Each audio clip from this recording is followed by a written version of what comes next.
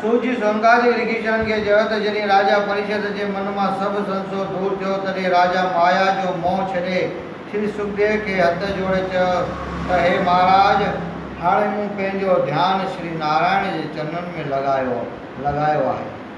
अॼु अथवा 7 ॾींहंनि में मरण हिकु जहिड़ो आहे। अव्हां जा सभु पुराण ऐं शास्त्र पढ़ियल आहिनि, सो कृपा करे ब्रह्मा आदि पुरुष जो हाल ॿुधायो।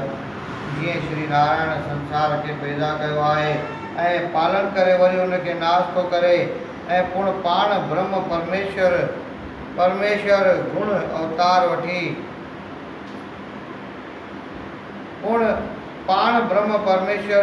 सरगुण अवतार वठी जेके लीलाऊं हिन जगत में कयूं आहिनि से बि ॿुधायो। हीअ ॻाल्हि ॿुधी श्री सुखदेव ख़ुशि थी पहिरियां ई श्याम सुंदर जे चरणनि जो ध्यानु धरे बोल श्री कृष्ण भगवान की जय। पहिरियां ई श्याम सुंदर जे चरणनि जो ध्यानु धरे हिन तरह स्तुति कई त हे दीनानाथ, योग ऐं यज्ञ आदि जेके बि शुभ कर्म आहिनि से सभु अव्हां जी कृपा खां सवाइ पंहिंजो फल ॾेई नथा सघनि।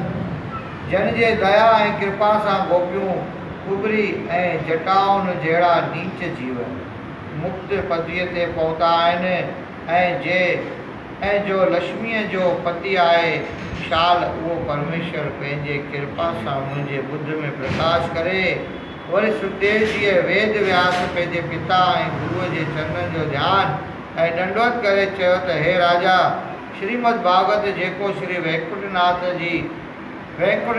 जी ब्रह्मा जीअ खे ॿुधायो हो ऐं ब्रह्मा जी नारद मुनीअ खे ऐं नारद जी वेद व्यास जीअ खे ऐं वेद व्यास जी मुंहिंजे पिता मूंखे पढ़ायो हो, सो मां तोखे ॿुधायां थो। मन लॻाए ॿुधो। बोल श्री कृष्ण भगवान की जय। पहिरों भगवान पाण ॿुधायो आहे ब्रह्मा खे, ब्रह्मा हरि नारद मुनि खे, नारद मुनि वेद व्यास खे, वेद व्यास सुखदेव खे, उतां हाणे असां भक्त। बोल श्री कृष्ण भगवान की जय। अजाओ पंजो अचो अचो भैया।